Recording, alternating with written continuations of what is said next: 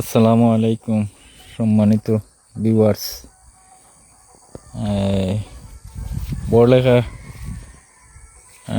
সুজানগরে bumper সরিষার ফলন বিনা চাষে অর্থাৎ চাষ ছাড়া আমাদের সুজানগর ইউনিয়নের তেরাকুড়ি গ্রামে পর্যাপ্ত পরিমাণ সরিষা চাষ হয়েছে বিনা চাষে,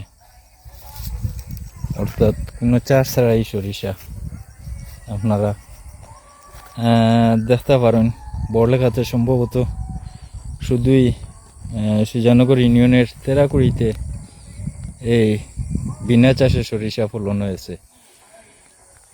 তো আমরা দীর্ঘ অনেক দিন তাই আমরা বিনা চাষে সরিষা চাষ করি, তার বাস্তব প্রমাণ আপনারা এই ভিডিওটা। ভালো থাকুন। আসসালামু আলাইকুম।